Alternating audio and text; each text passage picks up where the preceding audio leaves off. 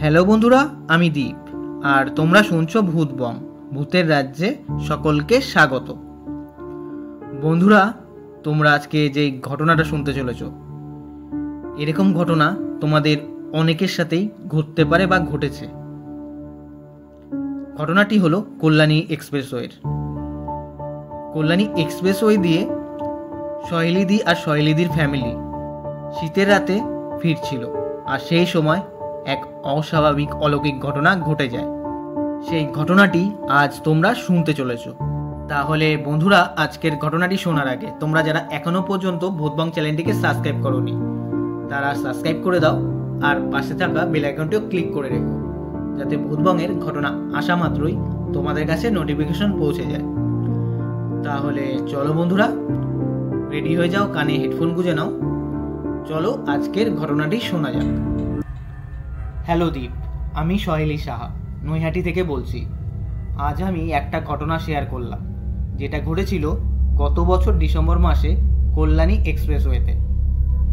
আমি, হাজব্যান্ড, শাশুড়ি আর আমার 3 বছরের মেয়ে কলকাতা থেকে ফিরছিলাম রাত 10টা নাগাদ। হাজব্যান্ড বেলঘরিয়া আর কল্যাণীর এক্সপ্রেসওয়েটা ধরে। শীতের রাত, কুয়াশাচ্ছন্ন পুরো রাস্তা। এক্সপ্রেসওয়েটা পুরোই ফাঁকা ছিল। কুয়াশা বলে হাজব্যান্ড গাড়ি কম গতিতেই চালাচ্ছিল।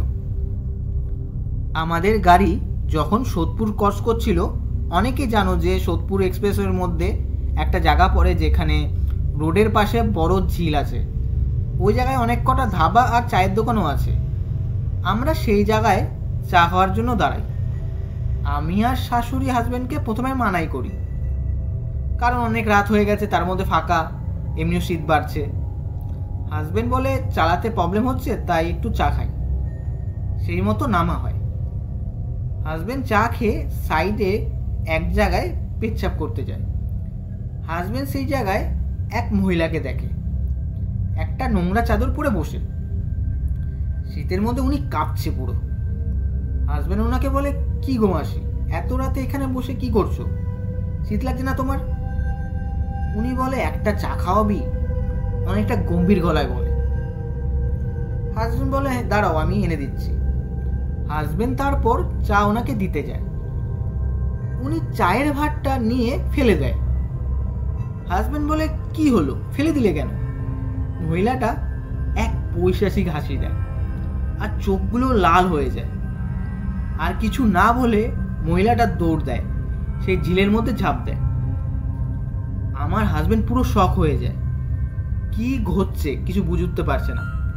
ও সঙ্গে সঙ্গে গাড়ির সামনে আসে, আমাকে বলে, একটু নামো তো। আমি সেই মতো নামি। ও সেই জায়গাটায় আমাকে নিয়ে যায়। আমাকে পুরো ব্যাপারটা ও বলে, এমন এমন ঘটেছে। আমি ওকে প্রথমে বকা দিই যে এত অন্ধকারে কেন পেচ্ছাপ করতে এসছো, আর আমাকেই বা আনলে কেন। তারপর আমরা আবার গাড়িতে গিয়ে বসি। শাশুড়ি জিজ্ঞাসা করে যে কি হয়েছে। শাশুড়িকেও আমরা ব্যাপারটা বলি যে এই ঘটলো। হাজব্যান্ড বলে, মহিলাটা যে দৌড়ে গেল, মানে উনি দৌড়াচ্ছিল না, হাওয়ায় ভেসে গেল, পা নেই মহিলাটার। তারপর হাজব্যান্ডকে বলি, তাড়াতাড়ি এখান থেকে চলো। সঙ্গে সঙ্গে ও গাড়ি স্টার্ট দেয়। ঘটনাটা এখানে শেষ হলেই ভালো হতো, কিন্তু আমাদের জন্য আরও কিছু অপেক্ষা করছিল। আমরা ব্যারাকপুর ক্রস করি।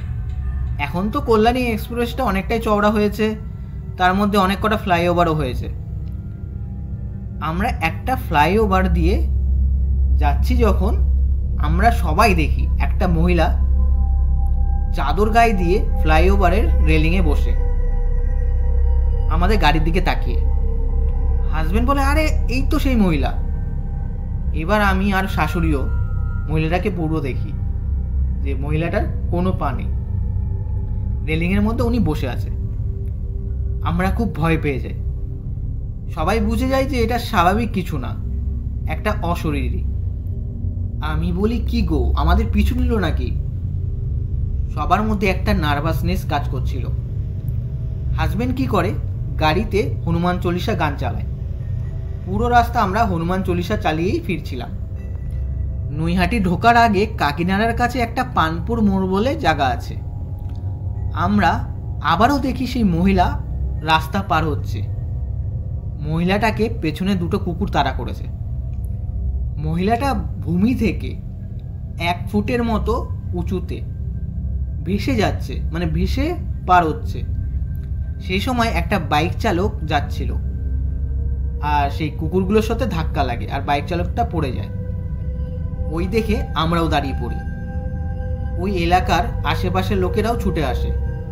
লোকটার হাতে পায়ে চোট লাগে, হেলমেট ছিল বলে লোকটা বেঁচে যায়, গুরুতর কিছু হয় না। তারপর আমরাও বাড়ি ফিরি। বাড়ি ফিরে আলোচনা করি যে এই অ্যাক্সিডেন্টটা তো আমাদের সাথেও ঘটতে পারতো, সেটা না ঘটে বাইক চালকের সাথে ঘটে। আর আমাদের গাড়িতে হনুমান চল্লিশা চালানো ছিল, তার জন্যই মনে হয় আমরা সেই দিন বেঁচে গেছিলাম। এই প্রথমবারের মতো আমি নিজের চোখে ওরকম অলৌকিক জিনিস দেখি, মানে একটা জিনিস চোখের সামনে দিয়ে ভেসে যাচ্ছে, মানে এটা দেখি আমার তখন আমি স্বপ্ন দেখছি এরকম মনে হচ্ছিল। তারপর হাজবেন্ডকেও বকা দিই যে তুমি রাস্তাঘাটে বা ফাঁকা জায়গায় যেখানে সেখানে পেচ্ছাপ করবে না, হতে পারে তুমি যেখানে পেচ্ছাপ করছিলে সেটা ওরই জায়গা ছিল।